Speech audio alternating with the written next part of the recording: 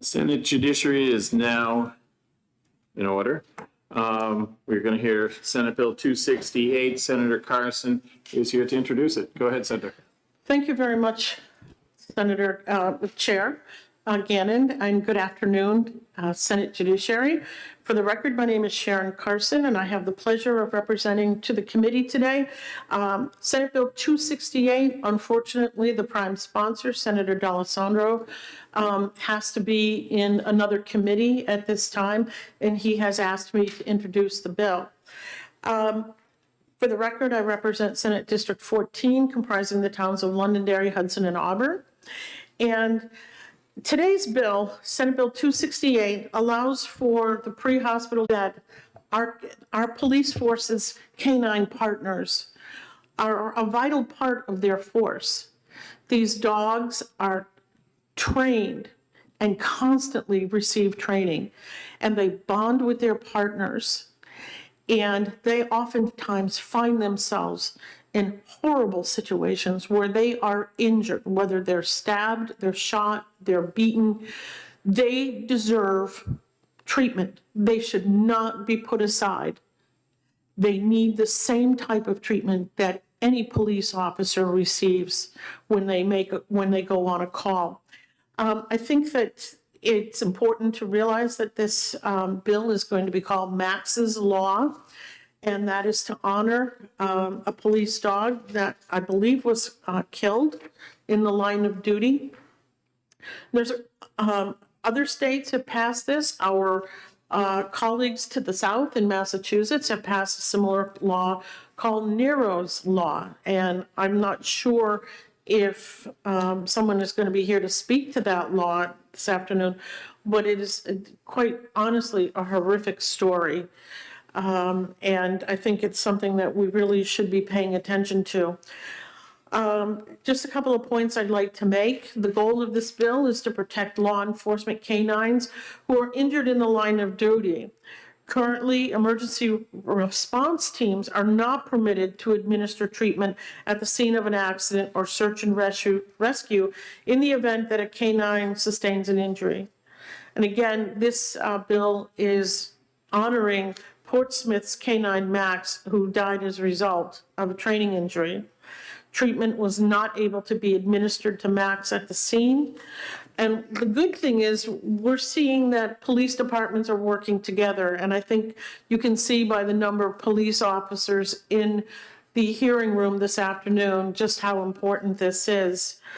Other New England states also have similar laws. Given that the investment that is made in these police dogs, it's imperative that we do everything possible to keep them safe and healthy. And as part of the hearing process, you'll hear from law enforcement, veterinarians, and other experts on the importance of this legislation. Those of you who know me, I'm a big dog person, and it's hard because I want to go back there and sit with the dogs because they're amazing, amazing animals. And I've spent some time with canine officers and seen how highly trained these dogs and their partners are. And these dogs will put themselves into harm's way to protect their partner. And it's time that we step up, we recognize this, and that they deserve to get the treatment that they need if they should become injured in the line of duty. So at this point, Mr. Chair, I will conclude my testimony, and I thank you very much for your time this afternoon. Thank you very much, Senator Carson. Does anyone have any questions? Seeing none, thank you.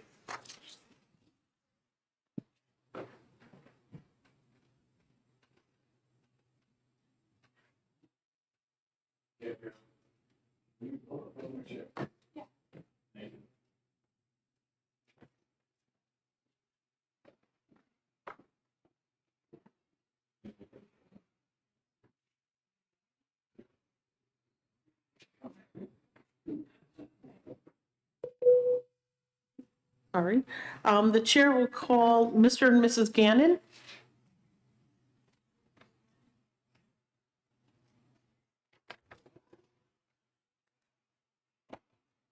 Good afternoon and welcome to Senate Judiciary. Thank you. Thank you.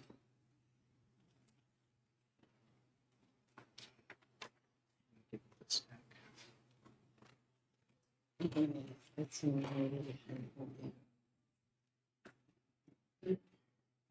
each.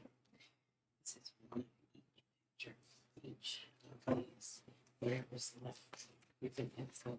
Thank you very much.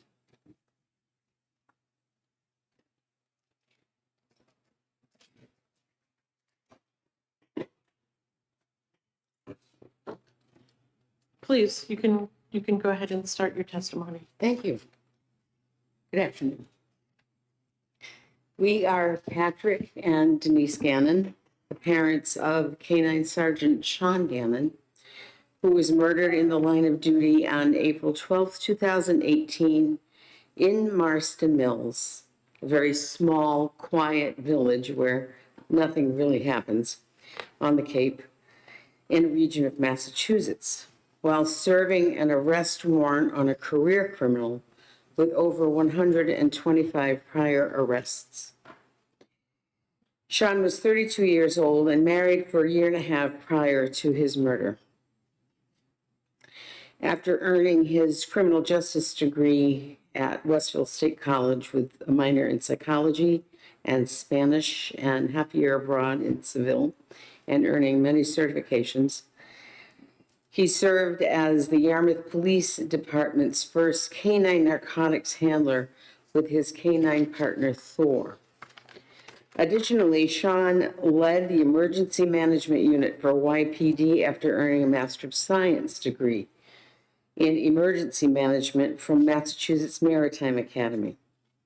He also attended a certification program in emergency management from the U.S. Department of Homeland Security at the Noble Training Center in Anniston, Alabama. He was a member of the proactive anti-crime team for the Yarmouth Police Department. K-9 Thor and Sean worked together for 5 years until all K-9s who were trained to search for narcotics, including marijuana, were retired because of the newly enacted marijuana law in Massachusetts. Sean then acquired a new partner, K-9 Nero, who was certified in tracking, building, area searches, criminal apprehension, evidence recovery, crowd control, and handler protection. Sean and Nero worked together for a year and a half before Sean's murder and end of watch on April 12, 2018. On that day, a team of officers was deployed to serve an arrest warrant. The officers were completely unaware that the search warrant would turn into a barricade situation. The perpetrator was hiding behind insulation in the tiny attic of a house. Sean and Nero found the perpetrator after a second search in the house's attic space, which had more than one compartment. Nero was on the 30-inch lead leash and pulled Sean to a piece of insulation that led into a tiny crawl space. When Sean pulled back on the piece of insulation to view the other compartment in the attic area, the perpetrator was waiting for him, shot Sean in the head, and shot Nero in the face. Sean's officer colleagues immediately pulled his body down the narrow attic opening in the ceiling of a closet in an effort to assess his injury and administer CPR while waiting for EMS to arrive. The officer, Sergeant Van Ness, who carried Sean's body, already knew he was dead, which the coroner confirmed the gunshot to Sean's head resulted in death on impact. The murderer, after shooting Sean and Nero, communicated through text messages that he, quote, "I'm going to take out as many as I can," insinuating that all of the officers would be killed if they remained in the attic.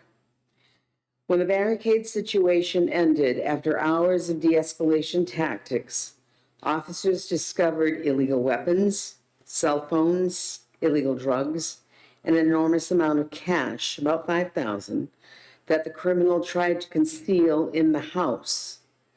These are not uncommon scenarios that law enforcement officers face on a regular basis.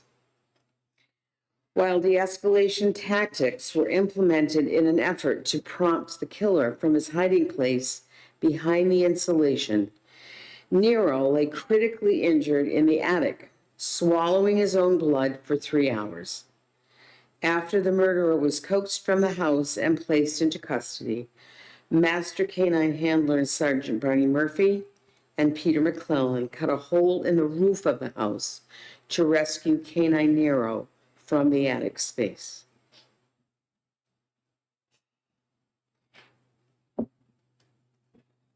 Under Massachusetts law at the time, emergency medical care and transportation to a veterinary hospital for Nero was not permitted. The unit commander, a canine officer himself, in his words said, quote, "It was one of the most difficult decisions of his life to place critically wounded Nero in his cruiser. An emergency medicine physician who arrived at the scene to be of assistance went into Officer Perry's vehicle, and together they rushed Nero to the nearest veterinary hospital. The 3-hour delay in access to treatment seriously jeopardized Nero's chance of survival and inflicted hours of suffering for this public servant. Nero, who was now gasping for air as the bullet had passed from his face and lodged in his shoulder, where it still is today. The emergency department physician, not having typical equipment and supplies available to him in the cruiser, used a drinking straw to intubate Nero so he could breathe or help him breathe as they rushed en route to the veterinary hospital. Canine Nero underwent surgery that same night and spent weeks with canine officers sleeping with Nero in his dog cage around the clock until he was released and sent home to live with Sean's widow, Dara, who was also had the care of retired Canine 4. At the time, Nero was fairly new in his career as a patrol dog, but unfortunately, the extent of Nero's injuries combined with the traumatic circumstances forced Nero into early retirement. Delays in care of this nature combined with a possibly unnecessary retirement do not need to be repeated for any canine and any law enforcement agency. In a different perspective, the events that occurred came at a significant cost to the Yarmouth Police Department. The acquisition of a canine animal and the extensive initial and ongoing training for both the canine and its handler, in addition to the daily care and support, requires substantial monetary investments.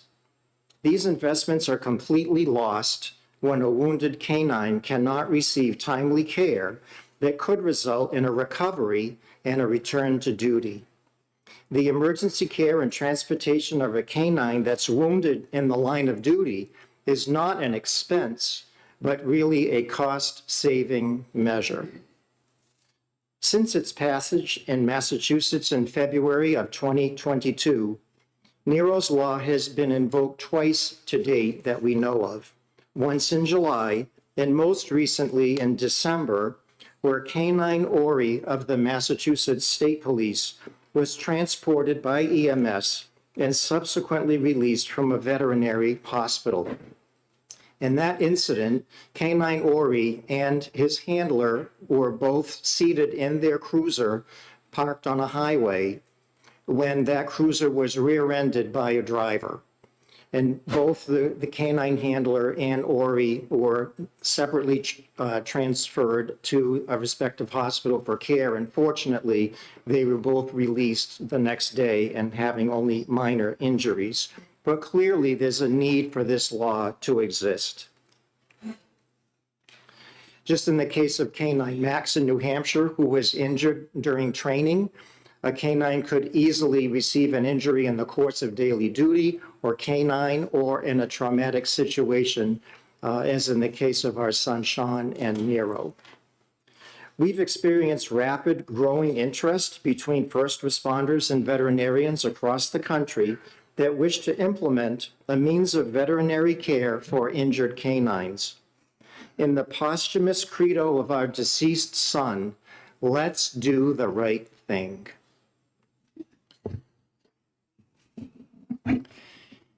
Canines live and work with their handlers 24/7, 365 days a year. They don't go back to the kennel when the day is done. They go home and they return home, oftentimes with the handler's family. They become part of the family. This model is a way of life for canines and their handlers. You have two pictures in front of you. One is the picture of a working canine at a training. This is Sean with Nero, active, on duty, alert. This is a picture, the opposite picture is the week that Nero was wounded and was in his cage. And you can see the look on Nero's face, the difference. I've lost my handler. I don't know where he is. I don't know where I am. I'm hurt. What happened? That's the difference. I ask you, which one of you would let a beloved family member who serves the public suffer and approach death and not rush to save them by calling for professional help? It's inhuman. There are some things that have happened that we can't change.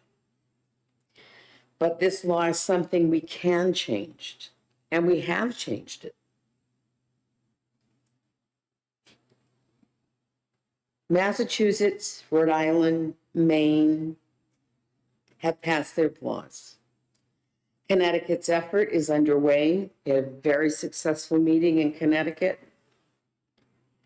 In fact, 46% of all states have either passed a version of Nero's law, or in New Hampshire's case, Max's law, in an effort that's currently underway. New Hampshire's motto is live free or die. I went to college here. I earned an undergrad degree in Manchester. And no St. A's, we're part of a consortium, studied at Dartmouth, did the whole route. Love this state. One, I know this state. I've known it for years, since I've been a child. Law enforcement helps its citizens to do just that, to live free or die. Why don't we make a decision to assist the people who serve the public as law enforcers by supporting Max's law on behalf of public safety in New Hampshire? We ask you, on behalf of our son and all of law enforcement, to please support the passage of this bill. This isn't easy for us to come and to talk about this case. This is our deceased son, and there's nothing that we can do to change that. But we believe in this. We believe in it so much, we're here, and we will continue to be present wherever we're called. Thank you very much for your consideration. We're happy to address any questions that you may have. Thank you very much for your testimony. First, I'd like to offer the committee's deepest condolences on the loss of your son. Thank you. And I want to thank you personally for coming today with your voice and your passion for this type of bill. And you're correct, we need to do this. But I think most of all, I want to thank you for being your son's voice as well, because he's speaking on behalf of his partner, and he was bonded with his partner. And I think this is something that would be very important to him. So thank you both for being here this afternoon. Thank you very much. Are there any questions from the committee? Senator Gannon? Thank you, Madam Chair. Just a quick question. It's been wonderful to meet you today. And again, our condolences. Just a quick question. Is your intent, and you passed this legislation elsewhere and talked about it in numerous states, when you say police canine, we have a definition here, means a dog trained for law enforcement. Would that include, so my little town is going to get a police dog that's more going to be used in a different capacity to go to schools, nursing homes. It's going to be more of like a comfort care. dog. Would that be included here, or would that be a separate thing? Or what would your intent be? To include that dog or more law enforcement? In other places, no, because it's not really a law enforcement trained animal. They provide a very valuable service, but the definition that we've seen in a couple of other states do not include a comfort type dog. Okay, thank you very much. You're welcome. Are there any further questions from the committee? Seeing none, thank you both very much for being here today. Okay, next we are going to call Justin, is it Romanello, from the New Hampshire Bureau of EMS. Good afternoon. Good afternoon, thank you. Really here to answer any questions as far as how this could impact the EMS system as well as capabilities of our EMS system if this bill was introduced. I did speak with the sponsor, and he had asked if I can make a committee amendment for two pieces just to clarify some language. One was under section D for treatment. In our other state EMS medical protocols, we don't outline any treatment modalities. That comes in administrative rules, so I would ask to strike all of the treatment modalities out of RSA, so that way, if we need to make changes in the future, we would do so as we normally do with our EMS protocols through our medical control board and the Department of Safety's commissioner. The second piece is on section 3. In New Hampshire RSA, care EMS services is rendered by licensed EMS units, and how they do that is through affiliated providers. So I'd ask for a change to include licensed EMS units and affiliated emergency medical care providers to give both the unit and the actual provider safeguards for any malpractice as it's written in section 3. Okay. The only other piece that I just got it late and I need to look at it is in the definitions, there's a strike through in the amendment for for fish and game. In our rules, fish and game, ski patrol, and licensed lifeguards are excluded from the requirements of licensure as a unit and as providers unless the treatment is invasive.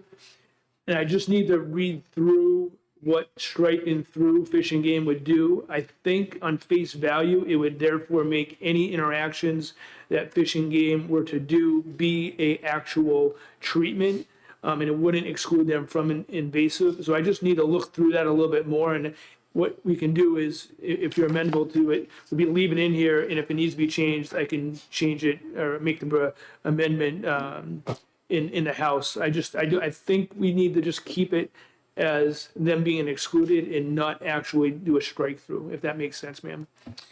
Okay. Thank you very much for your testimony. Are there any questions from the committee?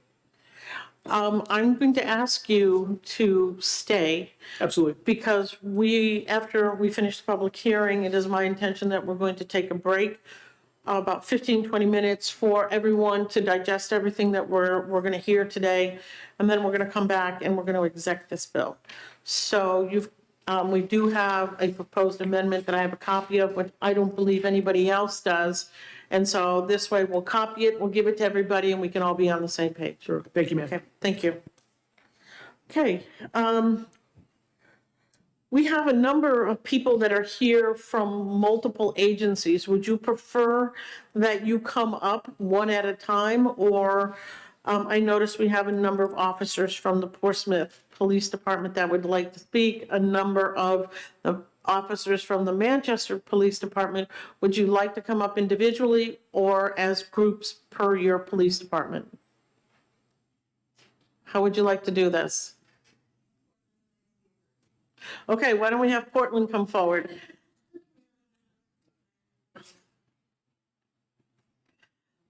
I would just ask you to introduce yourselves for the record. Please, do we have any additional chairs that we can bring up? So everyone has a place to sit?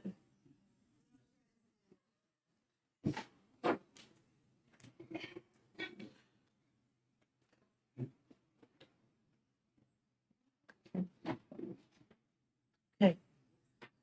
Thank you. It'll make everything a lot easier for us. So please introduce yourselves for the record.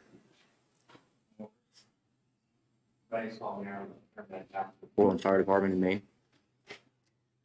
My name is Michelle Cole. I'm a police officer and canine handler with the Portland, Maine Police Department. My name's Kate Zimmerman. I'm an emergency medicine and EMS physician, and I work with the Portland Tactical Team. My name is Bruce Carlton. I am retired from the Portland Fire Department, 34 years, 22 on the tactical team. Okay, great. Thank you all for being here this afternoon. And we're interested in to hear your testimony. So you decide who's going to go first. Thank you for having us. I think I'll start as kind of the overview for our program. I just want to thank you for being here as well. Our law was passed in the state of Maine in 2018, and we have many more of our group that's been very passionate and very diverse. I will say I wrote something out, and it seems like it was covered. I have a working dog. He's an explosive detection dog. I'm an EMT, and I also have a veterinary technician degree. So I have a very vested interest in what happens. I've been a canine handler for 22 years now and a police officer for almost 25. So this group of people is extremely passionate. In our law, we were very thoughtful and deliberate about how we went about it, to be careful of being respectful for the different positions, the different perspectives on how to go about this. I think that we did it pretty well, and I think it's been a slow process.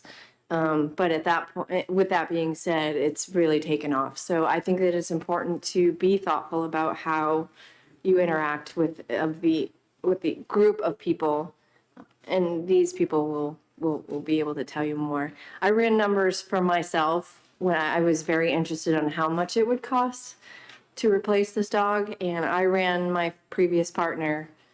We worked together for 8 years, and with the training and investment in his car, his vet bills, his food, everything, it was over $100,000. If we're talking numbers, I'm not sure that anybody really cares about the numbers in this room, but it was a lot. So, you want to? Yeah.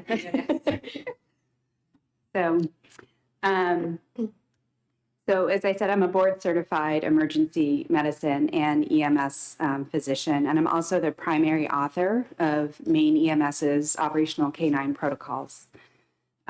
These were written in collaboration with local and national emergency and critical care veterinarians, canine handlers, EMS clinicians, and EMS physicians. I've also been working at the national level to promote pre-hospital treatment and transportation of these working canines and establishing a standardized curriculum for the education for our EMS clinicians.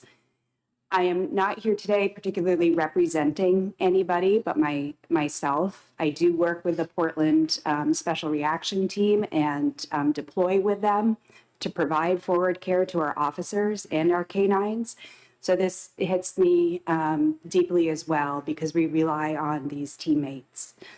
And you may ask yourselves why handlers cannot treat and transport their own canines, and why do we need to rely on EMS to fill this gap? Statistics show that less than 5% of our canine handlers receive adequate first aid training. And that has to do with time, money, etc. And if our handler is down, they're not able to render aid. So somebody needs to fill that gap, and EMS is very well positioned to do that.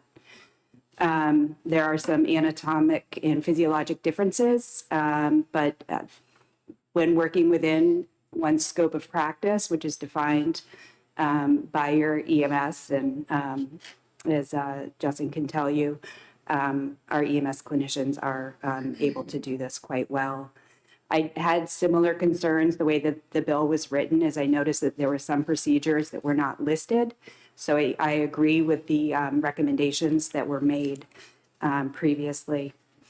And lastly, I wanted to thank our colleagues from Massachusetts for their testimony today as well. Before you, well, first of all, thank you for your testimony. I just want to make sure that our aide got your Kate Zimmerman. Yep, Kate Okay. Zimmerman. You had talked about protocols that you had developed. Would you be able to furnish this committee with a copy of those protocols? Absolutely. They are open source. EMS has access to these protocols. They are to be utilized to whomever would like them. Okay, thank Yep. you very much. Okay, next.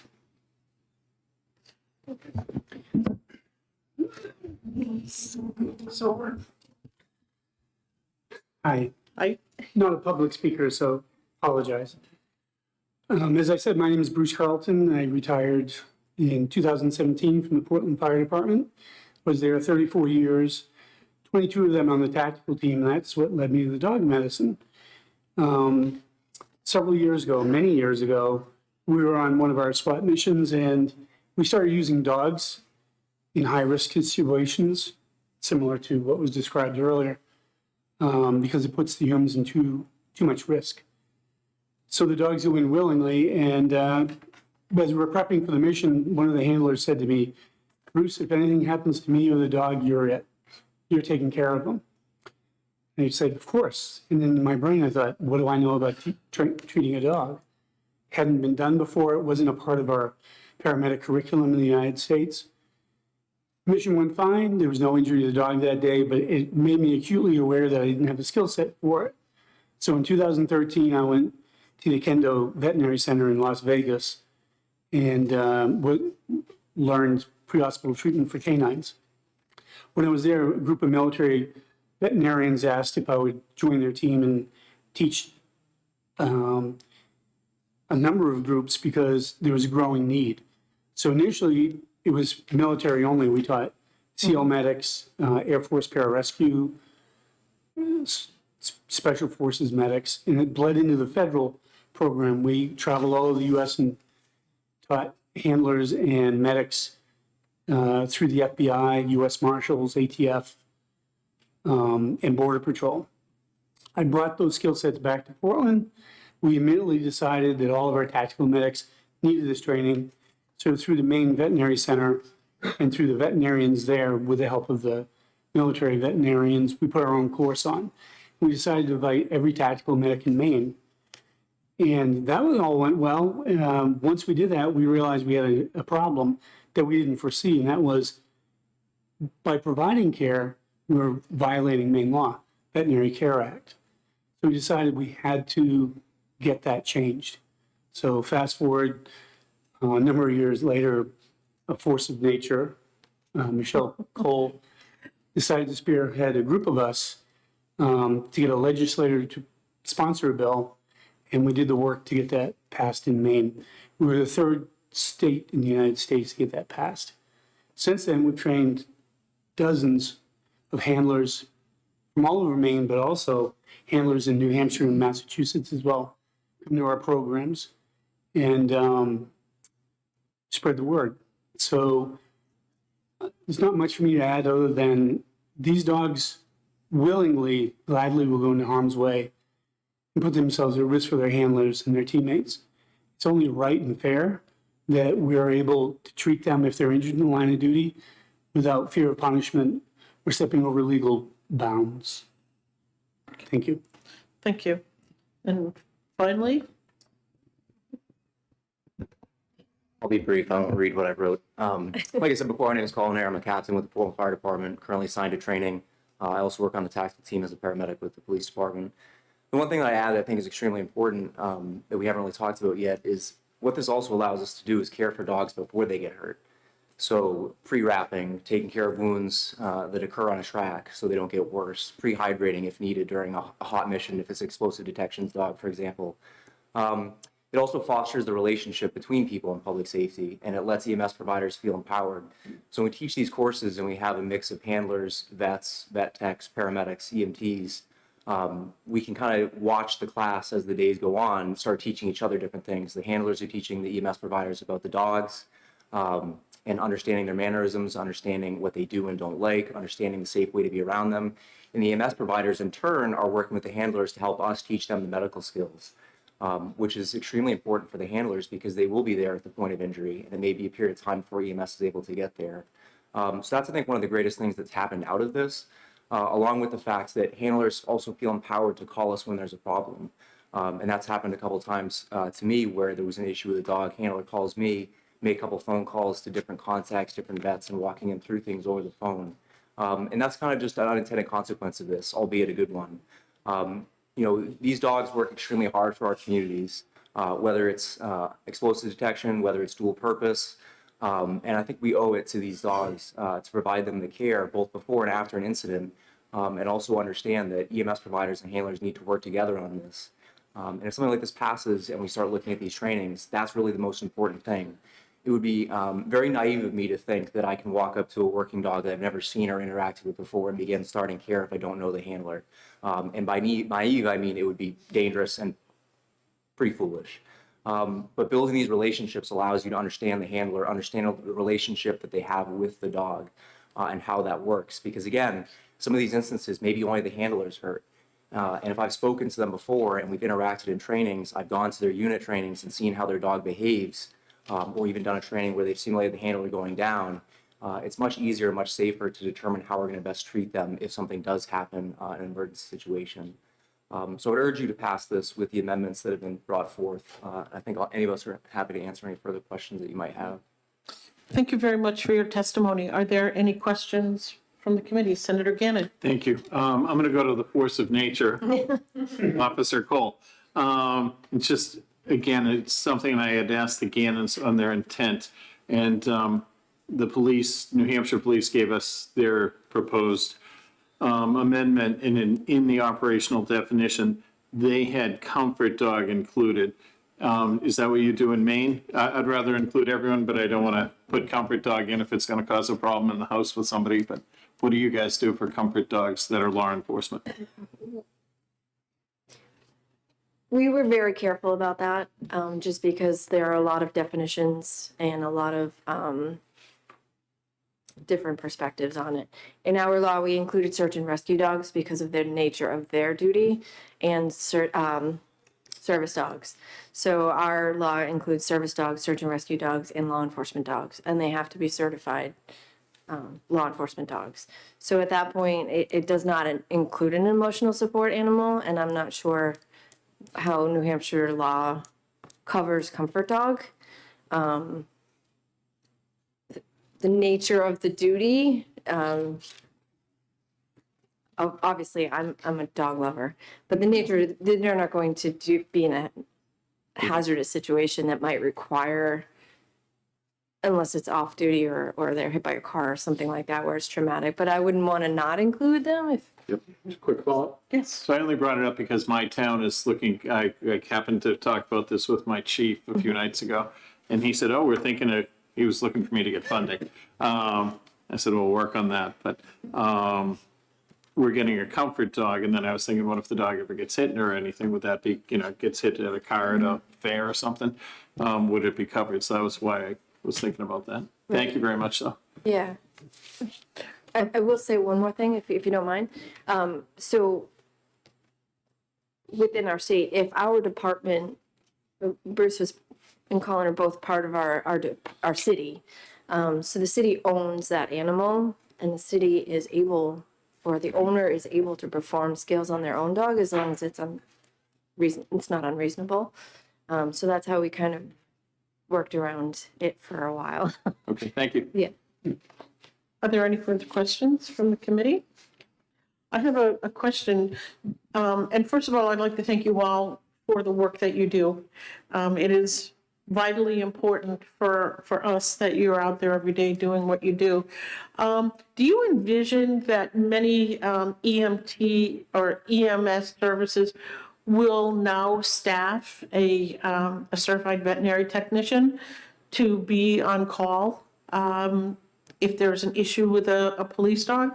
Because many communities in the state of New Hampshire do have police dogs. I happen to represent Londonderry, one of the largest police, though Manchester's really very large, but Londonderry's got a good size police force, and we also have a police dog that everybody in our community just absolutely loves. And so I'm just wondering if you envision having these certified veterinary technicians on staff in communities to take care of these animals. I was just, I think for us, where we are, what we really look at is we know what we can provide at point of injury care. And again, it depends on the community and what resources are available. And part of that comes down to, I don't necessarily think that I envision that, but what I think is extremely important, especially if it's a more rural community, is they know what resources are available for veterinary care, what their hours are, what their off hours are, the primary vet is for the animal, and making kind of those informal contacts, which we kind of have naturally made by teaching this class and interacting with other communities. Because again, some of it comes down to just knowing who and where people are.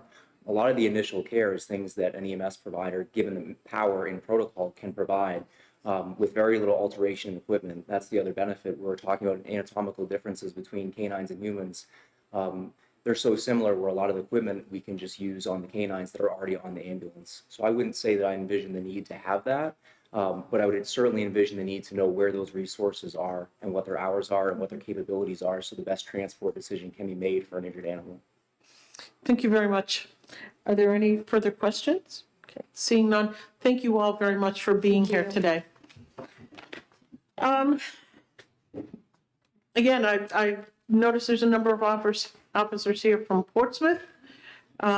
We have a Bill Warner who has signed up to speak.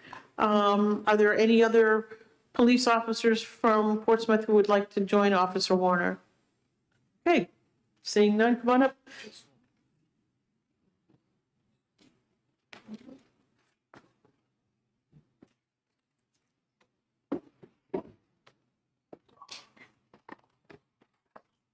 Thank you very much for being here this afternoon. Good afternoon, thank you. So I certainly prepared something, and it has been more than covered by the people who have spoken before me. Just a couple of points then that I would make. The question has come up whether or not we wanted to include comfort dogs, right? And in the most up-to-date draft that we've provided, where we identified them as operational canines, right? We included comfort dogs. We specified that the dog would be owned or used by a law enforcement department or agency and fire department in the course of the department or agency's work. And I think we did that intentionally because all around the state, you see operational canines demonstrating those capabilities, whether it's your detection dogs who can detect trace amounts of narcotics, explosives, or accelerants, single-purpose tracking dogs who are asking to find Alzheimer's patients or kids who have wandered away, sometimes miles from their homes, patrol dogs that we're using to find and apprehend violent criminals, and then our comfort dogs, who quite frankly are there for people in their time of need in a way that humans simply cannot. So I think we did include them, and it was very intentional in how we did that. Secondly, I think it was covered about cost and training of these dogs. So as a canine handler of a dual purpose patrol dog for Portsmouth, I wanted to be able to give you just a little context as to what that really looks like. So an average patrol dog costs about $10,000. Then the agency is going to have to pay to send the dog and the handler team to a patrol school. So many of the departments in southern New Hampshire, Portsmouth included, we train with the Boston Police Canine Group. So that patrol school is 14 weeks long. Then many patrol dogs have a secondary certification, either drugs or explosives. That's going to be another 6 to 10 week long program. On top of that, you have a requirement to attend 2 formal 8-hour training days a month and complete national level certifications annually. And that certainly doesn't even include the daily training that a handler will put his dog through or her dog through to ensure that if the dog is called upon, they're ready. I think it can go without saying that a patrol canine will be the most highly trained member of any police department. Now, I think that different groups would look at this bill differently, right? Whether it's the administration from a police department looking at the financial aspect of losing a dog, society looking at, we just love to save dogs because we love dogs, right? Who doesn't? But as a handler of a patrol dog, this Senate bill has a different meaning to me, as opposed to some of those other groups, right? So being a handler for the patrol division as well as a SWAT operator, I'm frequently called on, sometimes in the middle of the night, to respond for the most dangerous of situations. And once on scene, I ask my partner, Frankie, you have a picture of him now. I ask him to become, as the saying goes, the tip of the spear, right? Frankie goes first into the unfamiliar while his humans get to stand 40 plus feet behind him sometimes. There are even times that I ask Frankie to go alone while I wait out of sight. And without question and fearlessly, Frankie and all these patrol dogs, they will head off into the dark and the unknown because I ask them to. And so why do we do that? Well, he does that so he can first encounter whatever danger may be hiding in a corner, in a closet, in the shadows. And that means that he will take the bullet, the knife, the punch, the kick, so that his human counterparts don't have to. So this bill, I think, will be our way of showing these brave animals that we appreciate their efforts to keep us safe and that we're willing to do whatever we can to help them in their time of need. Thank you. Thank you very much for your testimony. Are there any questions? I have a quick question. I noticed Frankie is a Belgian Malinois. Yes. Is that the most typical type of dog that does this kind of work? Not necessarily. I think police canines, they have evolved. Different breeds have been at the forefront of police work. It started as Rottweilers, then they went to Dobermans, then the German Shepherd came front and center, where the German Shepherd's still a huge part of police work. And then the Belgian Malinois have come around, and there are other breeds that are used too. Dutch Shepherds are used. I think they're used for a couple of different reasons. These Shepherds, the Malinois, because to do patrol work, you need certain personality traits. These dogs are fearless and unwavering in terms of motivation, right? For a patrol dog to go and apprehend a human, it really goes against genetics, right? So in the whole animal kingdom, the biggest animal is usually the one that's in charge, right? Unless you have a group, right? You have some friends with you. We're asking dogs who, as far as stature, are much smaller than the humans that they're going to go and help us apprehend. And yet through their motivation and some of those personality traits, they're still willing to do that. Some dogs are not able to do that. As far as the Belgian Malinois starting to move to the forefront of police work, what they're finding is that motivation is just never ending. Frankie, I've witnessed it, would rather pass out before stopping. All right, if I ask him to do something, he will quite literally pass out. We were on a track. It was a training track. It was hot. It was about 3/4 of a mile. It was unknown track, so I'm just following him wherever he goes. He's definitely the brains of this operation. And I could finally see the decoy just in the wood line. And of course, I was very happy that we were coming to an end of that track. And I looked at Frankie, and he was unsteady on his feet, looked like he was gonna fall down, but he would not stop until he got to the decoy and he got his toy. And then I had to carry him all the way back to the car. So that's what you're getting with the Belgian Malinois. How long have you been partnered with Frankie? Did you get him as a puppy? So Frankie came to the Portsmouth Police Department. He was purchased and raised by a Worcester canine handler. So Frankie was just over 1 When he came to Portsmouth, another handler had him, actually took him through the 14-week patrol school. And then that handler went and followed his dream of flying helicopters. He's actually in the Army. So somebody needed to take Frankie. So I got him, and we went back through patrol school again because those schooling, the certifications are for the team. So just because Frankie already went through it, he had to go through it with me now. So ever since we've been together, so we're coming up on 3 years now. Okay, thank you. Are there any further questions? Seeing none, thank you very much for your testimony. The chair will call Benjamin Foster from the Manchester Police Department. Are there other members of the Manchester Police Department that would like to come up with Officer Foster? Oh, I guess so. Okay. So I'm on my own. You're on your own.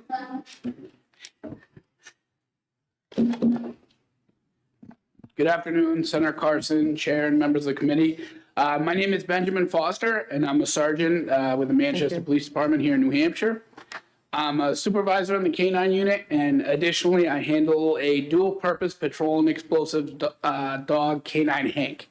I'm here today representing the Manchester Police Department in support of Senate Bill 268. I have been a member of the Manchester Police K-9 unit for 12 years now. In my time with the unit, I have seen our K-9s deployed in some of the most dangerous and high-stress incidents we as police officers see. Throughout the years, I have personally witnessed our K-9s in the unit assaulted by offenders, attacked by dogs, accidentally ingest illegal drugs, and several have even been struck by vehicles. These incidents have led to a wide variety of injuries, to include lacerations, anywhere to orthopedic injuries, and even neurological trauma. In 2015, my first K-9 partner, K-9 Moose, was attempting to apprehend a suspect who was wanted for several violent felony level offenses, to include domestic assault, assault of a police officer, robbery, and burglary. While K-9 Moose was in pursuit of the suspect, he fled across a busy city street, making it to the opposite side. K-9 Moose was not so fortunate, and he was struck by a car. It was apparent to me immediately that K-9 Moose had suffered some injuries from the accident and was in distress at this time. I was able to quickly transport K-9 Moose to the emergency veterinary center, where he was treated for his injuries and would go on to make a full recovery. As a K-9 handler in a large city, I'm very fortunate because I have access to these resources close by. However, I can't imagine for smaller agencies across the state that they have these resources available to them. For a more rural agency, immediate medical treatment on scene could mean the difference between life or death for their K-9 partners. Although many handlers are taught basic first aid for their K-9 partners, it is not out of the realm of possibility that during a critical incident, a handler is wounded in line and duty and can't render aid to their K-9 partner. I can tell you that if this ever happened to me, my first question would be, where's my partner? Where's my dog? Is he okay? I think they deserve to know that their K-9 partner is being taken care of just like they are. In closing, these K-9s, they do so much for our community that they serve that is incumbent upon us, I feel, to do our best to take care of them. I ask that you support the bill. Thank you. Thank you very much for your testimony. Are there any questions? I have a quick question. What Yeah, kind of dog is Hank? Hank is a German Shepherd. He's a Shepherd? Yeah, Hank is a German Shepherd and Moose was a German Shepherd. Okay. You're seeing less and less German Shepherds in the field, more and more Belgian Malinois, but I'm kind of a traditional guy. Okay, thank you. Thank you very course. much, officer. We appreciate you being here today. Okay, the next is, person speaking is, it looks like Chava Bachelor? Is that a? Kara, okay.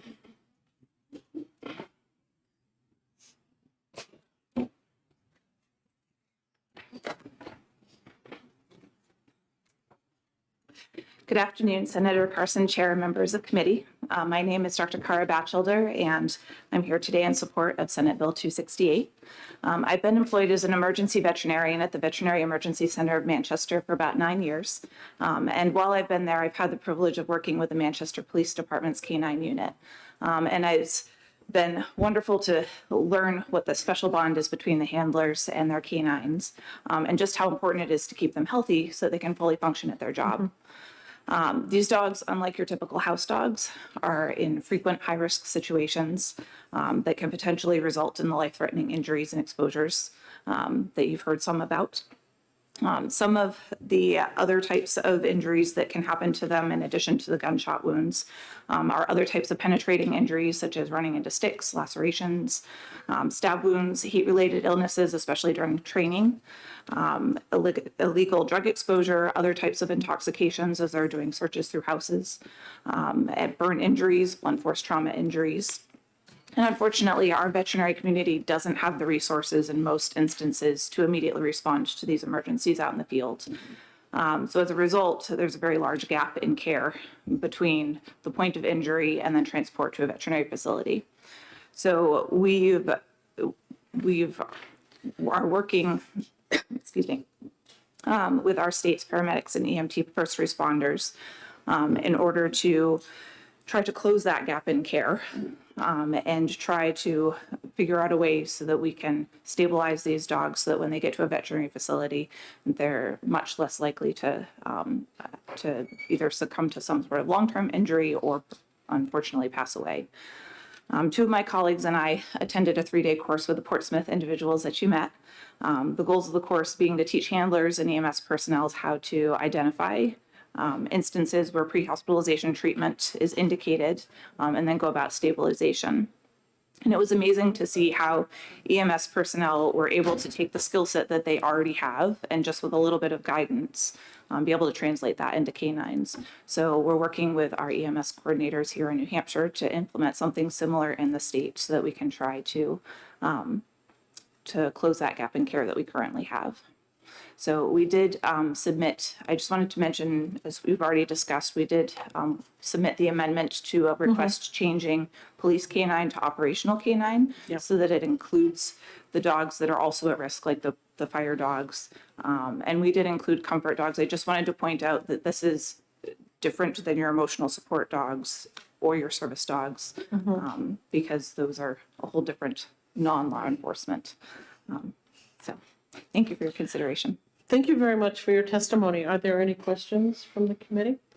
Seeing none. Thank you very much, Doctor. Okay, next we're going to call Brandon Skoglund.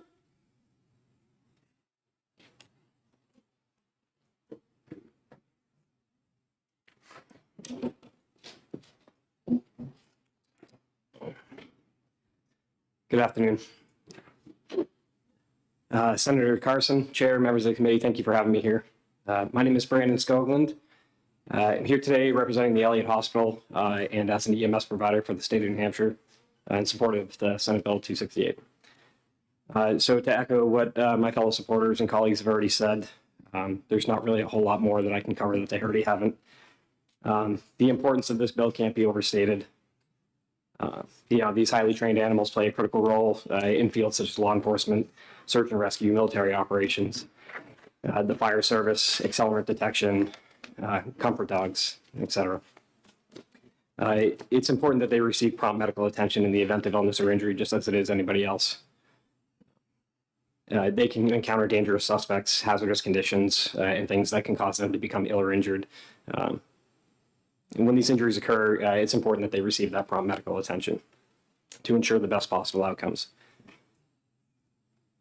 So again, I'll skip through some of the stuff that some of these folks have already said, but I'll also echo thank you to the Gannon family for coming down to testify today as well. I'm personally and professionally invested in the passage of this bill through my current work. As I mentioned, I'm the EMS coordinator for the Elliott Hospital. I also serve as an educator for the New England EMS Institute, which is affiliated with the Elliott Hospital. We educate EMRs, EMTs, AEMTs, and paramedics. I work with Dr. Wirtz, who is the medical director for the New England EMS Institute, who is also personally and professionally connected to canines and the treatment of them. Her husband was a military canine handler.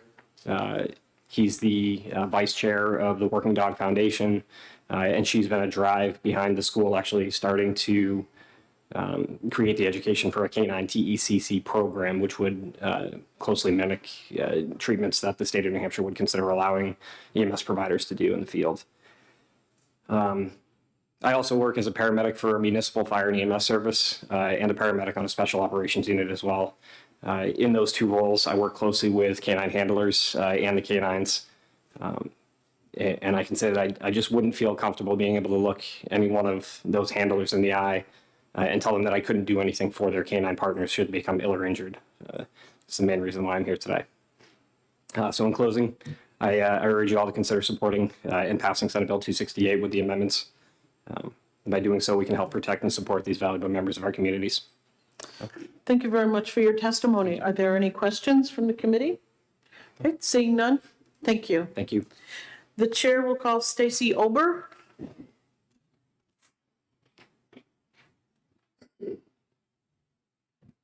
Good afternoon, Ms. Ober. Good afternoon. Mr. and Mrs. Gannon, thank you for your continued leadership. Chair Carson, thank you for your commitment to move this bill forward. My name's Stacy Ober, and I am the Government Relations New England Regional Manager for the American Kennel Club. The American Kennel Club is a recognized expert in canine breeding, training, and health. We've been around for more than 135 years. We are a club of clubs, representing more than 5,000 clubs across the country, including 13 here in New Hampshire. And I'd just like to acknowledge there's been a lot of testimony today talking about the value of these dogs, the investment around their training, and the cost of their care. And I'd like to just highlight the all of the effort and the investment that goes into producing these high-quality dogs. They are not a dime a dozen, so to speak, and it is our breeder club members who are invested in doing the research, supporting their breeding programs to produce the dogs that have the correct temperament, traits, and instincts to serve in a whole host of different working capacities, including law enforcement. My understanding, as we talk about the high risk for these dogs working in law enforcement in that environment, my understanding from some of the canine handlers is that one of the greatest benefits of having a canine handler team is that they are a very valuable de-escalation tool. So when they arrive on the scene frequently, it completely de-escalates the apprehension of a perpetrator, for instance, once they see the dog. And that in and of itself is of great value. We understand that it can be challenging to find the resources to acquire a police canine. And years ago, the American Kennel Club established Adopt a Canine Cop grant, which you may not be aware of.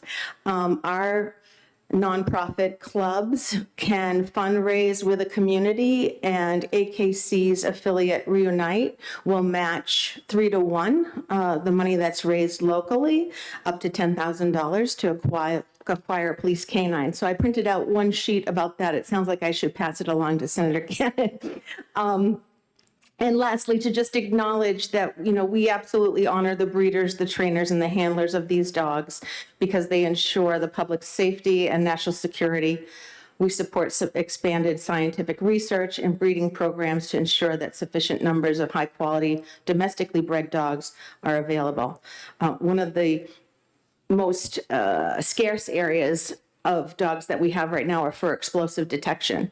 And AKC has an arrangement right now with the federal government through TSA where we have an explosive detection dog task force that is supporting our breeders in producing dogs to perform in that role. Including when you asked about some of the breeds, German Shorthair pointers, who frequently you'll see in the airport, for instance, doing explosive detection. So thank you for prioritizing the bill, and we're grateful and ask for your strong support in moving the bill forward this session. Thank you very much for your testimony. Are there any questions from the committee? Okay, seeing none, thank you very much, Ms. Ober. Thank you. The chair will call Jonathan Rogers.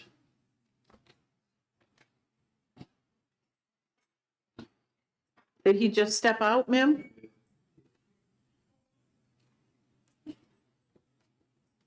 Good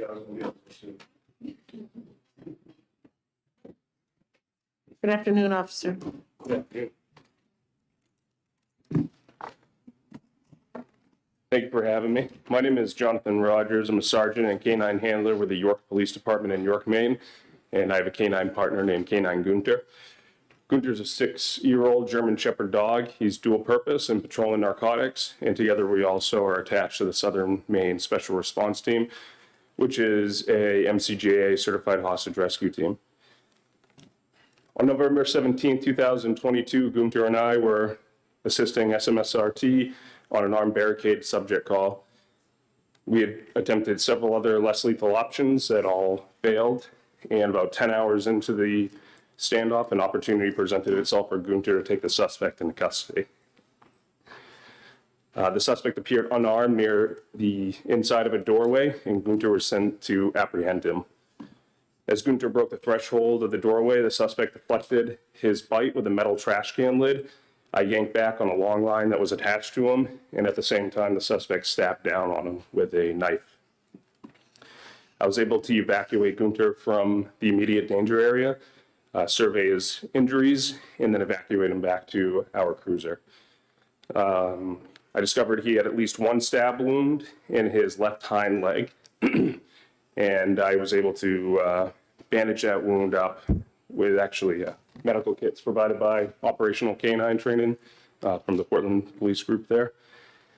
On scene, there was an ambulance crew that came over and asked if we wanted them to transport Gunter and I to the nearest emergency veterinary hospital. I was able to determine that Gunter didn't need constant supervised care for the wounds that he had. I was able to adequately bandage them, that he couldn't get to him and make anything worse, and I was able to transport him myself to the hospital. Had the knife wound been an inch in any other direction, he would have been looking at serious critical injuries with a high chance of loss of life, and having that ability to tend to his wounds and care the entire time and prevent him from hurting himself further would be the difference maker in him living or dying. So unlike us as police officers, our canine partners are not able to choose their profession. They're selected because of the traits and characteristics that they have. They're special dogs, they're special animals. And I think that we owe it to them to provide every possible chance to survive. And I believe that this bill would do that. Thank you very much for your testimony, Sergeant Rogers. Are there any questions? I have a question. Yes. Because you discussed a situation that the dog was placed in and was injured by the perpetrator. Yes. Does the perpetrator get charged for injury to the dog? He does. We have specific statutes in Maine for assaulting a law enforcement dog. It's interference with a law enforcement dog. It's felony level for causing extreme pain, death, mutilation, and he was also charged with felony level cruelty to animals. Okay. Yeah, thank you. Thank you. Are there any further questions? Thank you very much. Are there any other members of the public who would like to testify on Senate Bill 268 at this time? Okay, seeing none, we're going to go ahead and close the public hearing. We are going to go into recess. It's quarter after, till about, let's say 25 of 3. And it's going to give the committee an opportunity to read through all the materials that we've received, because when we come back, I would like to take up this bill and exec it out today. So thank you all for being here. We really appreciate all your testimony, and the committee will come back at 25 of 3. Thank you.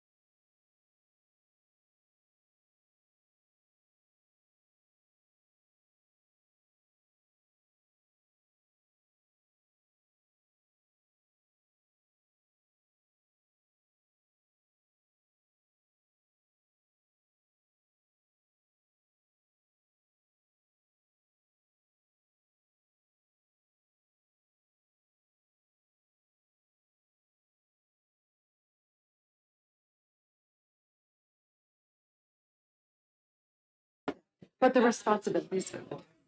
Thank you. Is everybody else? We are. The committee will come, the committee will come out of recess. I apologize, we ended up taking a little bit longer than what we thought we would. Can I get a motion to go into executive session? So moved. Moved by Senator Chandler, seconded by Senator Whitley.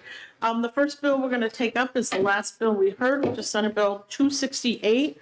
We have received some potential language for an amendment, and I would like a motion on the underlying bill. I move on to pass. Okay, Senator Whitley moves up to pass, seconded by Senator Ganley. What I'd like to do is just walk through a committee amendment, so we're all on the same page. The first change that we're going to see throughout the amendment, and Matthew, do you have a, okay, is crossing out the word police and putting in the word operational. That is on, let's see, on our copy that we've been given, new subdivision, crossing out police and putting in operational. And then the next line, section 34, the following new subdivision, crossing out police, putting in operational. Next line, new chapter RSA 153A:37. Again, crossing out police, putting in the word operational.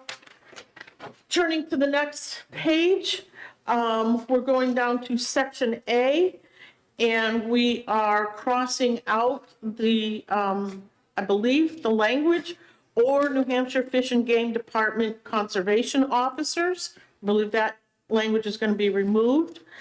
Going down to section C, crossing out police, putting in operational, canine, and we're crossing out what is the definition here, and it's going to be substituted with means a dog owned or used by a law enforcement department or agency and fire departments in the course of the department or agency work, including a police dog, search and rescue dog, accelerant detection canine, comfort dog, or other dog that is in use by a county, municipal, or state law enforcement agency.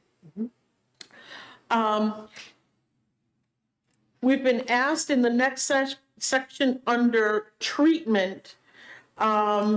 Treatment means any treatment allowable under current New Hampshire emergency medical services care protocols, to put a period there and to strike out can be included but not limited to, and they list a number of procedures that can be done.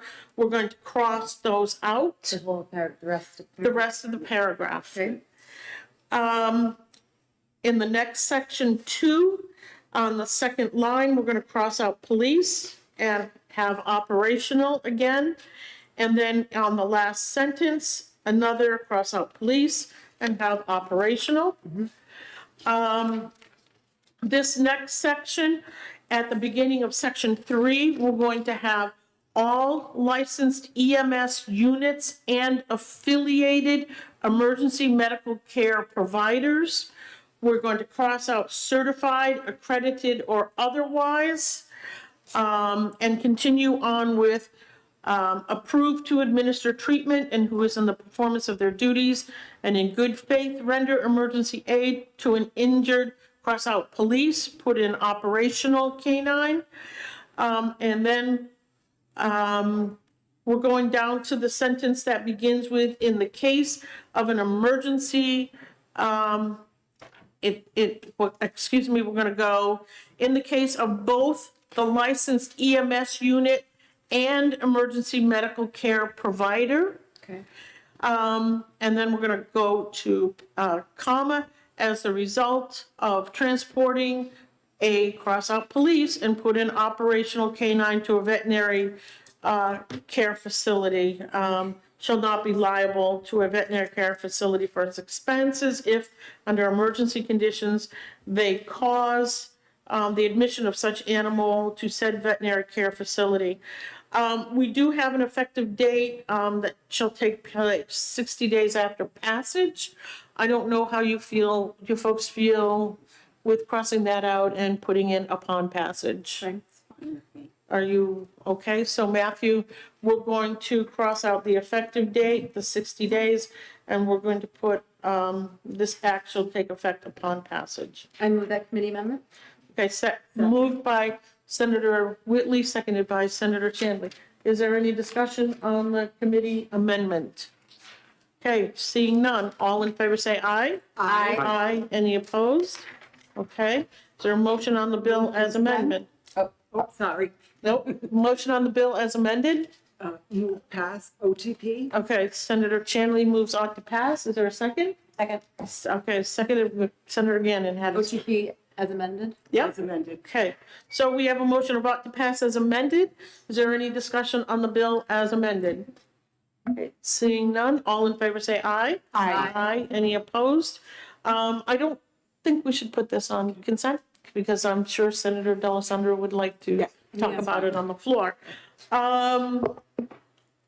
Who would like to take this one out? I'll take it out. Oh, Senator Gannon had his hand up. Is that okay? That's Oh, that's fine. right. Senator Gannon. Okay. So we have passed Senate Bill 268. Thank you all for being here today. Thank you for your testimony, and we really appreciate you being here.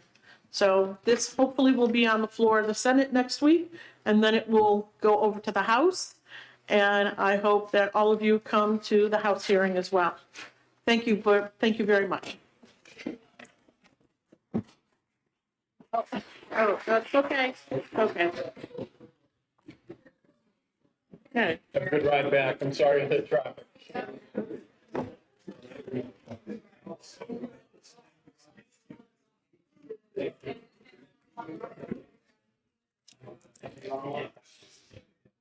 We gotta move the party outside.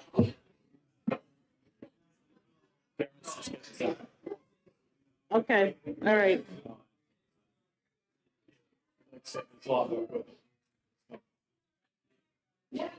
Let's take a little minute and let them.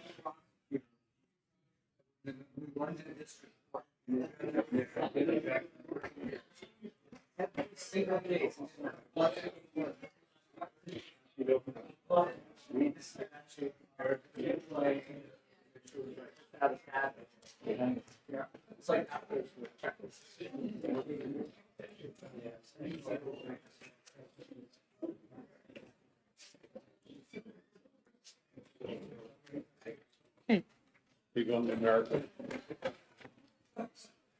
Okay, the next bill that we have is, because we do have to dispose of our fiscal note bills by today, and I'm hoping that we can get through most, if not all, of the other bills we have. We have Senate Bill 255 FN. Is there a motion? I will move on to pass. Okay, seconded by Senator Chanley. We have two amendments. We have Amendment 0498S and Amendment 0790S. And Mr. Barry is here, if you would like to come forward just to briefly discuss your amendment.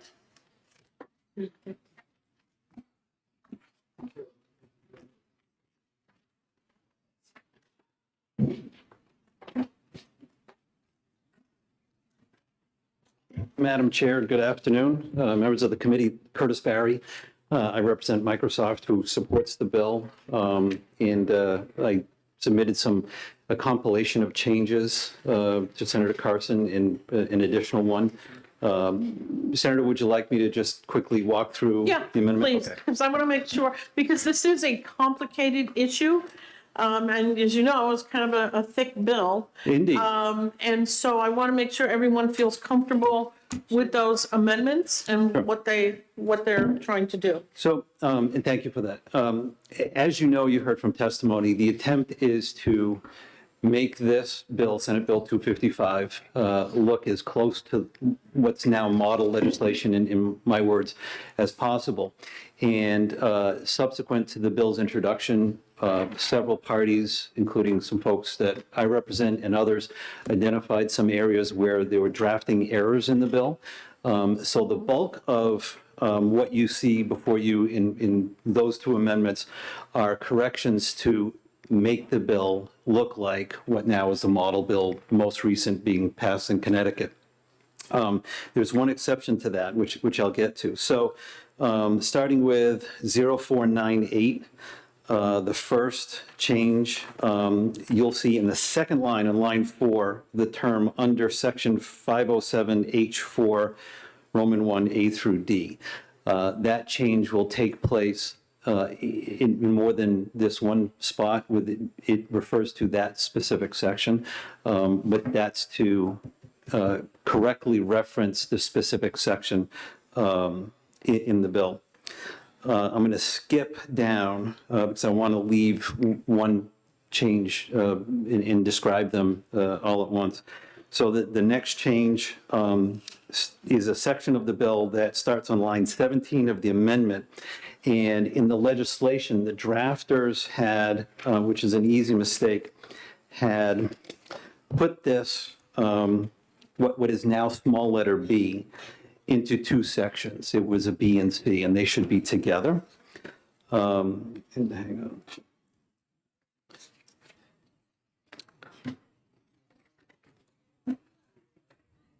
I thought I identified in the bill, but haven't. And in any event, the amendment combines what was B and C and then re-letters the subsequent lines.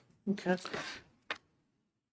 The next change on page 2 of that amendment, there was a section that was inadvertently left off, which is in essence a small business exemption. So that's put back in.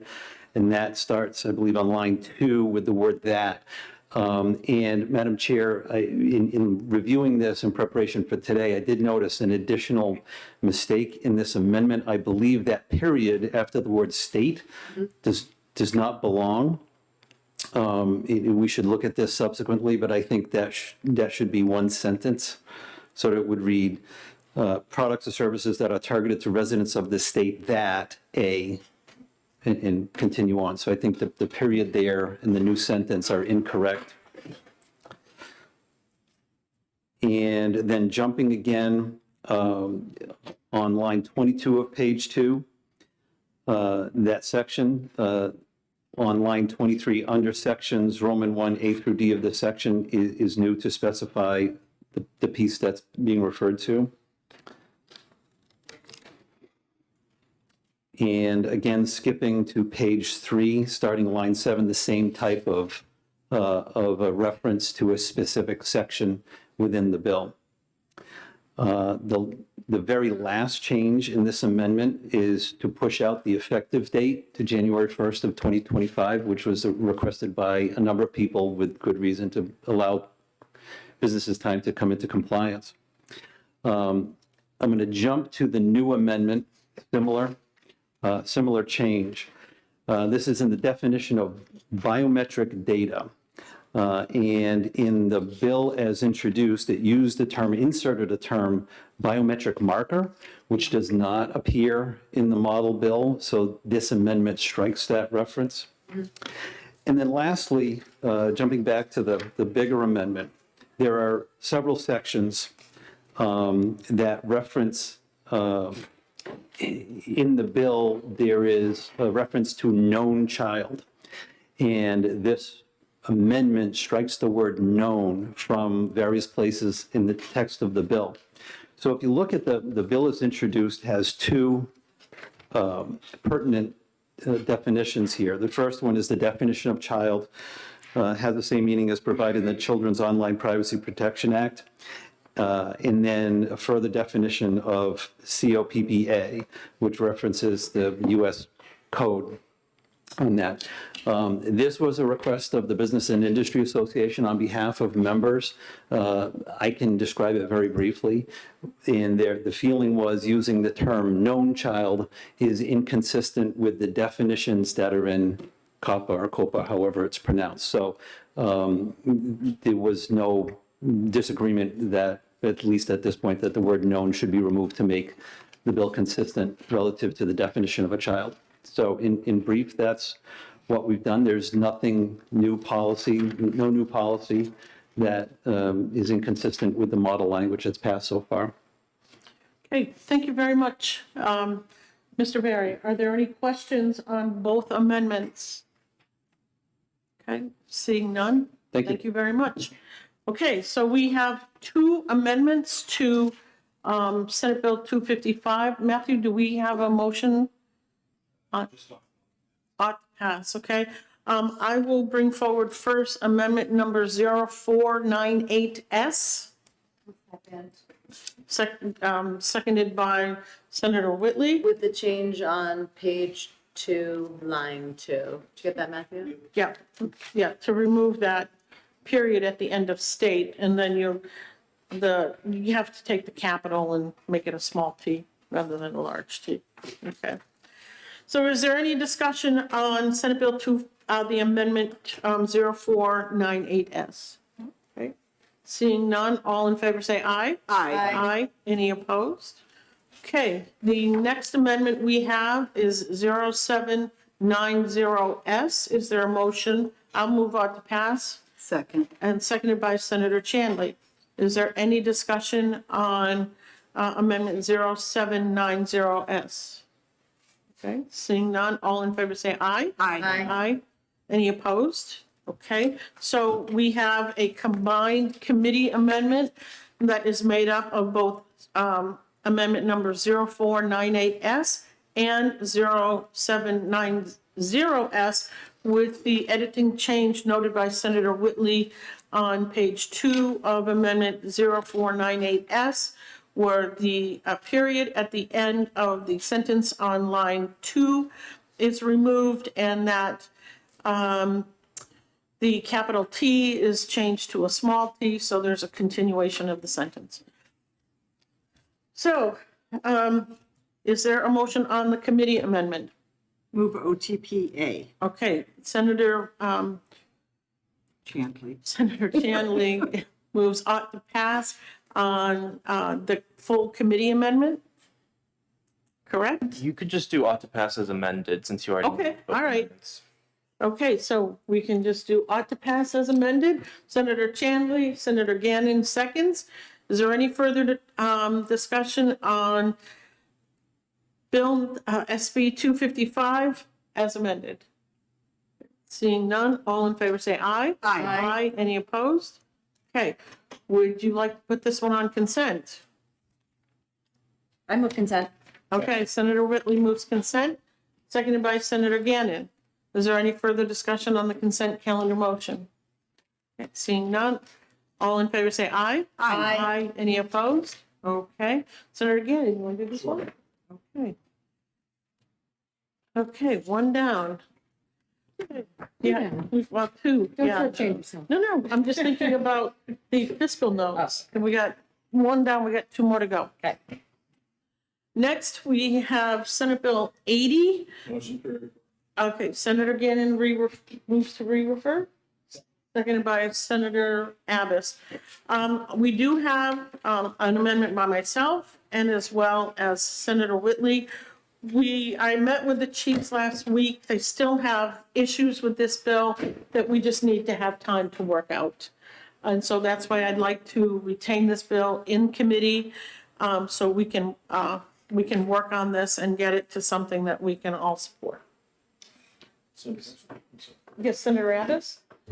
Thank you, Madam Chair. And as the prime sponsor, and there's a couple of things we need to work out with some of the technical language, like would a body camera footage on the side of the road apply if they're in a traffic stop, those type of situations. So I think I have close to what I am confident is a finished model, but I don't think I'm gonna have it ready by the deadline. So, and I would like to also vet that with some other legal minds and discuss with the chiefs, discuss it with some defense attorneys and the Attorney General's office to make sure what we put forward is the best version of this, because if there's any incompletes, we're gonna tie up the state with litigation after litigation after litigation. We don't want that. So, Senator Whitley? Thank you, Madam Chair. I mean, my only concern is that this is the second year or maybe even third year we've had this bill. And, I think I thought that in this amendment that Senator Carson had, we had come to consensus. And so I'm disappointed that, parties, that I'm just sort of hearing about this now because I thought that after many years of work, they had reached consensus. So I'm concerned we keep pushing this out or we, I think folks are going to change their minds. I'm just not aware of the specific concerns. I was here last week and I had a meeting with the chiefs. And they voiced a number of different concerns and they just asked, could we have some more time to work on it? So I don't have a problem with holding it.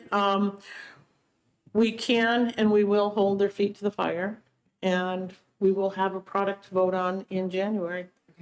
Well, we'll probably meet in December because we have to do the retained bills, but we should have, there is a real effort to do this, to figure out how to make it work. So I welcome anyone who wants to work on this with me. I know Senator Abbas is going to work on it, so we can come up with a resolution for something that we can all support. Yeah, I'd be interested in working on it also. Okay, Great, thank you.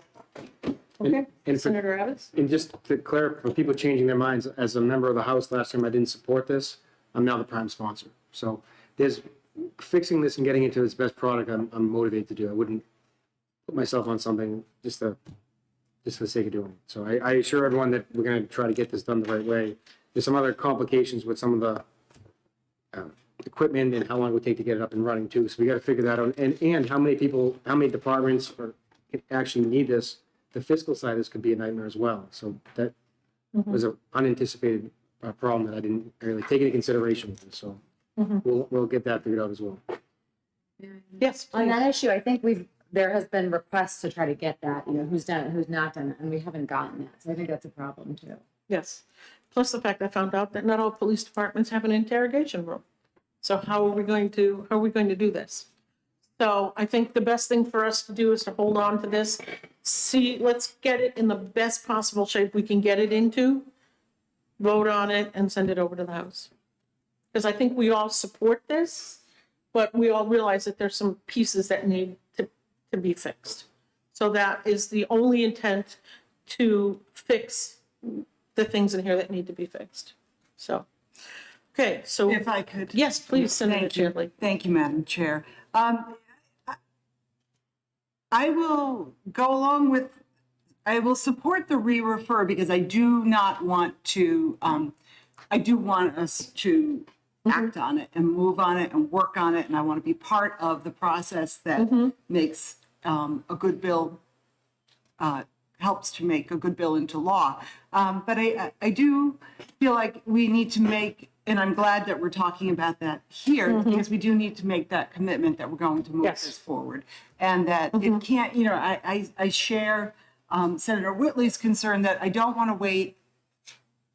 And I appreciate very much you saying we'll have a good product out. And the sooner that we can do that, the better, because I do think the sooner we do it, the sooner the House can have a look at what we're doing, either informally even. I will just leave it at that. Thank you very much.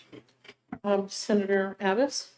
Last point is promise. Another kind of unanticipated bump we hit was, one thought was, well, if the departments are using body cameras, they can use that as the recording device. But then there's some concern whether that would breach the contract with the provider for who's storing the data for the body camera footage. So the state police were going to get looking into that. But also, I'm thinking we may have to go department to department. So we don't want to create any unintended consequences that puts a lot of people in a bad spot. So that's another one to keep your eyes on. And Senator, just so you know, when I met with the chiefs, I did get a commitment from them to work on this. Okay. So we have Senate Bill 80. Senator Gannon has made a motion to re-refer to the committee. Matthew, was there a second on that? Senator Abbas, okay. Is there any further discussion on the re-refer motion? Okay. Seeing none, all in favor say aye. Aye. Any opposed? Okay. Would you folks, do you want to put this on consent or do you want? I prefer not. Okay, that's fine. Senator Abbas, this is your bill, so you can speak to it on the floor. argue against the fact that I didn't get this prepared in time? Senator, it's tough being a senator sometimes. I just said it, that should be If you don't want to do it, that's fine. Okay. Okay. You can speak to. Next, we have Senate Bill 264. Okay, Senator Gannon moves to re-refer, seconded by Senator Abbas. Oh, which one? 264. 264. This is the parentage bill. We have an amendment by Senator Perkins Coca that the stakeholders all got together and they met with, but I think that there is some concern with the changes in this, and I don't know, Senator Gannon, do you want to? Sure. I'm not happy with some of the wording choices and can go into it more later, but that's all I'll say right now. Okay. Senator Whitley? Can you be more specific about what are the, Oh, one thing would be gestational carrier going to a person. what line is that? If I have the right to Perkins Coca Amendment 0591S. Yep. They crossed out woman. Where are you? What line? I'm sorry, line 25. 26. Oh, okay, yep, 26. Would be one place. Yep. And so things like that, I just, common sense biology, only woman can have a child. I don't think we need to cross out woman. I think it's offensive. So I think we need to maybe work on this a little bit more. I would totally disagree. That this was a concession that was made. It's non-gendered language.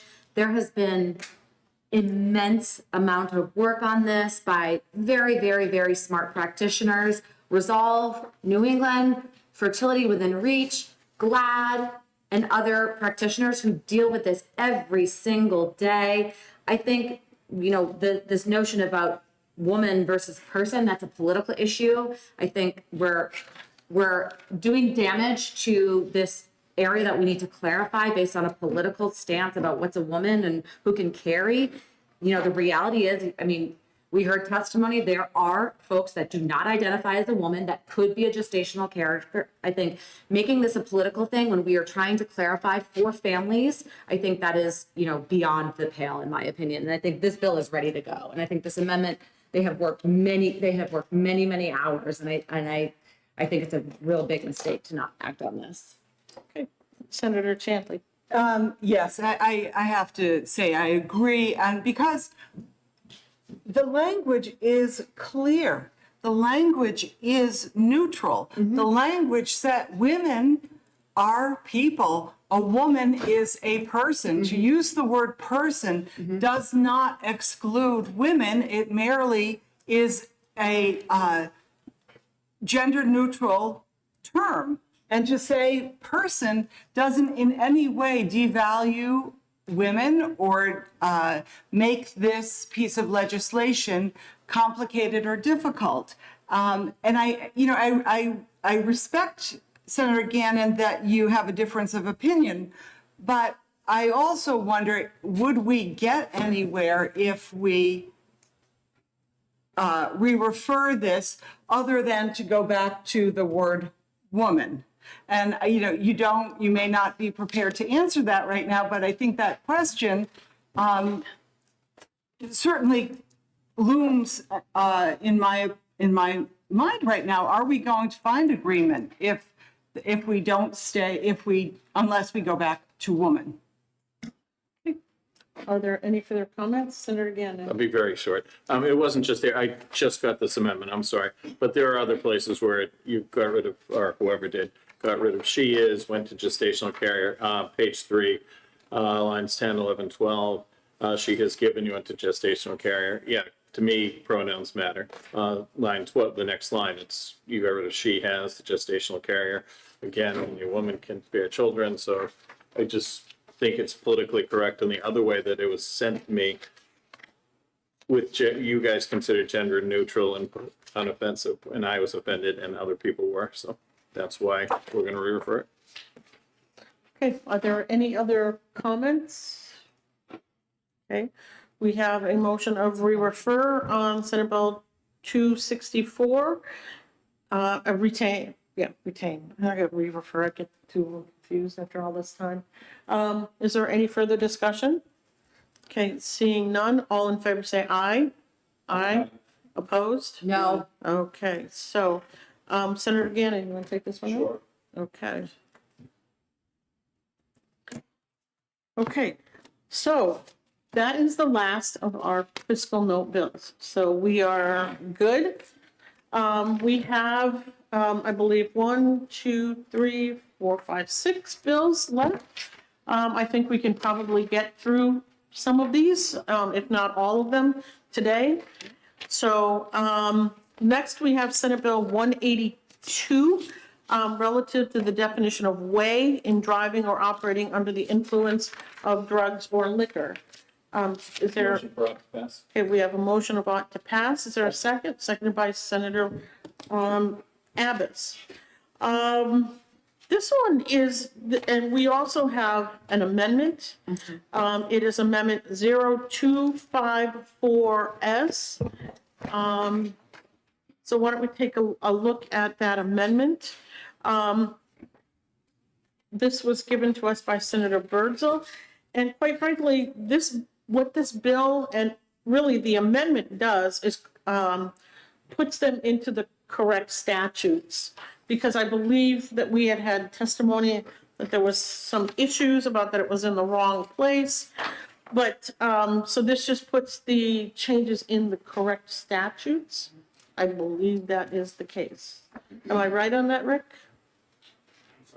That's okay. So we have Amendment 0254S. Is there any further discussion on that? Okay. All in favor say aye. Aye. Aye. Any opposed? No, Senator, you have to move the amendment.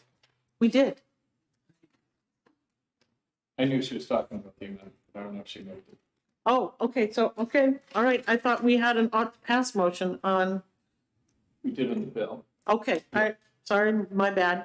So is there a motion on Amendment 0254S? Yes, ought to pass. Okay, Senator Gannon moves ought to pass, seconded by Senator Abbas. Is there any further discussion on Amendment 0254S? Okay, seeing none, all in favor say aye. Aye. Any opposed? Okay, now no, we have a motion. Is there a motion on the underlying bill? Ought to pass as amended. Okay, Senator Chandler moves ought to pass as amended. Seconded by Senator Abbas. What this bill does as amended is it closes a loophole. We had gotten testimony about a Supreme Court case, which is Diana Rudder versus Director, U.S. New Hampshire Division of Motor Vehicles. This decision left a hole in the DUI laws with regards to the definition of way, and what this bill does is it closes that loophole. Okay, is there any further discussion on Senate Bill 182? Okay, seeing none, all in favor say aye. Aye. Aye. Any opposed? Okay. Is there a motion for consent? Senator Chandler moves consent, seconded by Senator Whitley. Is there any further discussion? Okay, seeing none, all in favor say aye. Aye. Any opposed? Okay, Senator Chandler, would you like to write the little blurb on this one? I will. Okay.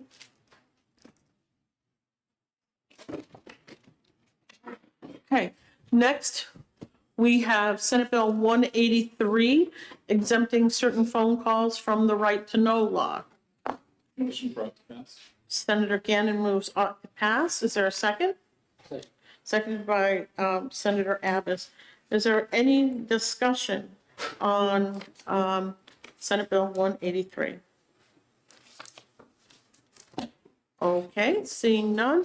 All in favor say aye. Aye. Any opposed? Okay. Is there a motion for consent? So moved. Moved by Senator Whitley, seconded by Senator Chandler. Okay, any discussion on the consent calendar motion? Seeing none, all in favor say aye. Aye. Any opposed? Okay. Senator Abbas, would you like to kick this one out? Just write the little blurb. Okay. Okay, next, we have another way bill. This is Senate Bill 48, relative to the definition of way for the purpose of driving after revocation or suspension. Motion for ITL. Okay, Senator Gannon moves ITL. Is there a second? Second. Seconded, okay. Seconded by Senator Abbott. Is there any discussion on Senate Bill 48? Okay, seeing none. All in favor say aye. Aye. Any opposed? Okay. Consent. Senator Whitley moves consent. Second. Seconded by Senator Chandler. Is there any discussion on the ITL motion? Okay, seeing none. All in favor say aye. Aye. Any opposed? Okay. Senator Whitley, would you like to do this one? Sure. Okay. Okay. Next, can we hold 246 to the end? Because this one will probably take a little bit of discussion. Okay. Next, we have Senate Bill 250, relative to remote participation in government meetings. Motion for ITL. Senator Gannon moves ITL. Is there a second? Second. Seconded by Senator Abbott. We keep going around and around and around on this issue. We just can't seem to find strike the right language that we actually need. Yes, please. Yeah, and this is another unfortunate thing. I think a ton of work, years of work has gone into something. I think there was an amendment on the, there was an amendment that Senator Gray worked with a number of different parties. You know, a lot of parties came together on this. I think it does a disservice to all their work to just ITL it. At a minimum, we should re-refer it. I don't even know if I would support that. This is something that our communities are begging for. And I think it's really problematic that we can't get it done in the Senate. Okay, thank you. Are there any further comments or questions about Senate Bill 250? Senator Abbott? Thank you, Madam Chair. And I appreciate the conversation we have on this topic. I just keep going back that when you run for these positions or you accept these appointments, it goes with the responsibility that that person, that member would have to appear physically in person. And speaking from my own experience, some of the best work and things that I'll be able to work on and get accomplished reaching across the aisle to other parties was really had to do with us being in the same room. I think it's a lot harder, more difficult for that to be done when they're not all working together. I think it's better government when we're working close together. Even when we disagree on topics, I think it's better that we are together doing it. So I think this may undermine the process, the unintended consequence. Okay, we have, are there any further comments or questions? Okay, seeing none. We have an ITL motion. All in favor say aye. Aye. Opposed? No. Okay, Senator Abbott, you want to do this one? On the floor. Just wait, it just said.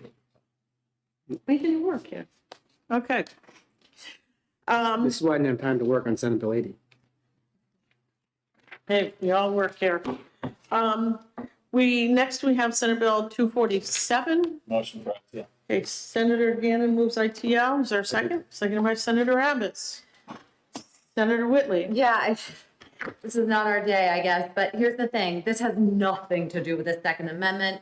This is creating, if we don't do this, we are yet again creating this whole category of limited liability for one particular industry. This committee has opposed that in many other different areas. I don't know why we would do it in this area. So, this is about intellectual consistency, and I have no idea why we would have special limited liability for one industry and not the other. It's not a Second Amendment issue, so, in my opinion, and I will not be supporting the ITL. Thank you. Are there any further questions or comments? Just a Senator question. Abbott? If Senate Bill 247 were to pass, and if a consumer lawfully acquired or purchased a firearm were to commit a crime using that firearm illegally, what type of liability would the manufacturer even have? Is this the discussion? It's a question. It's a question. Does anybody want to? Like, if someone were to bring a claim against the manufacturer in the state of New Hampshire, what's the what is the theory of liability in the first place? I don't think that's really relevant to this whole issue. We're talking about limited liability, aren't we? Well, this bars a claim against the firearm manufacturer. It doesn't bar a claim, right? Well, It's a limited liability. well, it does in a situation where that firearm is used by a third party to commit a crime. So I'm asking if that, in that circumstance, if you were to repeal that limited liability provision, it doesn't have to do with the, product liability or defect in the product.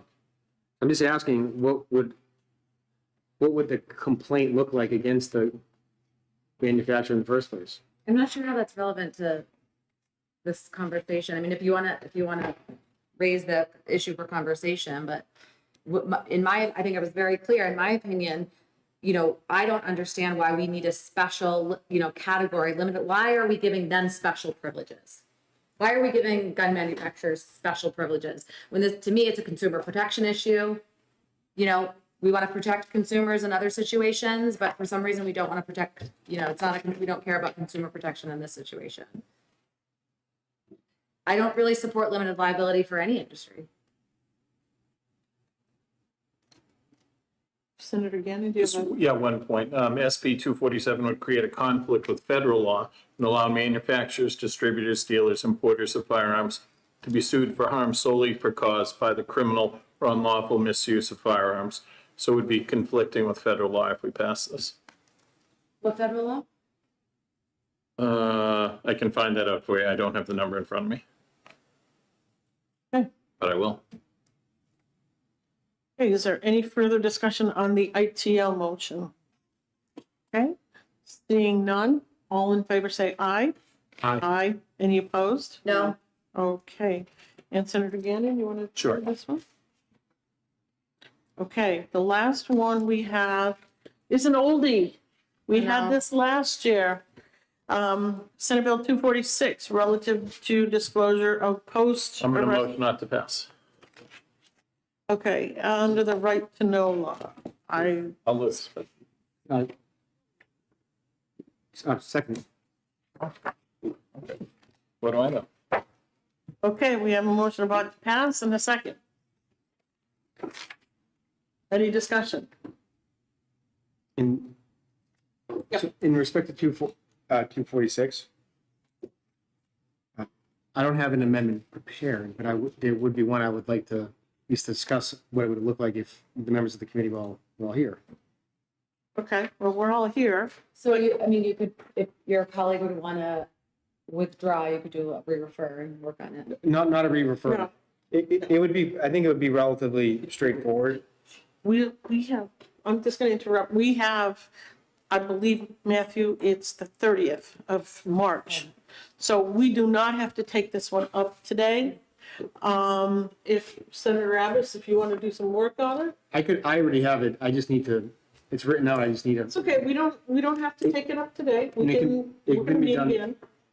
This is the only one though. When I say this can be That's done with okay. the floor amendment, Just, I just like to. no, I don't think we should do a floor amendment on this. Why don't you get what you need done and then we will, we can take it up, maybe not next week, but the week after next, When we get House bills. Madam Chair, if I can just explain briefly, the only real substantive change would be on lines 21 to 23. It would change to 30 days and it would put the burden on the person who's the subject of the photograph to contact the media outlets as opposed to that have published that post-arrest photo that would otherwise have been inappropriately distributed if this were to become law. Okay. That's the only substantive change. You might be talking about someone who has very limited resources. I mean, you're putting the onus on them to contact the media outlets. We've done this, we had this bill last year. I do not support this bill. Because again, we had a great discussion last year. The public has the right to know who the police have arrested. They have a right to see who they are. And I just go back to that case, and I believe Mr. McQuaid talked about it, the Strange Brew case, where Their mug photos, they were beaten. And people started asking questions. What happened to these guys? You have the right to know anytime the police arrest somebody. Because what happens if you don't know? I see this as a check on the police as well. I understand that people are concerned that they have a mug shot taken and now it's out there forever. That is the world we live with today. And what's the difference between a mug photo, a photo that someone takes of them of a person going in, they're doing the perp walk, being walked into the police station, or someone's taking a picture of them while they were arrested, or we've had suggestions of, well, use an existing photo of from their driver's license. I mean, people have the right to know. And it's important. It's that check on the police. So I can't support this bill. So I'm going to withdraw my motion anyways. Okay, wait a second. We have the underlying motion. There's been a suggestion that we not act on this bill today to give you an opportunity to get your thoughts together into an amendment. I'm okay with that. We probably will not meet next week because I've received no House bills, not yet anyway, and even if we do, we can afford to take a week, okay? So we'll deal with this when we come back. It'll give you an opportunity to do what you want to do without it being rushed, and then we can talk about it in an exec session. And I think that that's a compromise. Madam Chair, if all I'm saying, it's minor grammatical changes to make the language consistent with other RSAs. As opposed to saying that like is suspected, just change that to reasonable belief on line 9. You would begin 9/11, there is a reasonable belief, and then same way. And then on line 13, that just needs to be authorized, rewritten because it's kind of confusing. The subject of the photograph submits a written request authorizing the photo to be published. That's the crux of what it would be. But I mean, even if, well, Senator, I'm offering you a pathway here. I'm saying to you, we don't have to do this today. We can hold this. We've got a couple more weeks. Take the time you need to do to put together an amendment. When we meet again, we will have the opportunity to exec the bill with your amendment. That's a good pathway for you.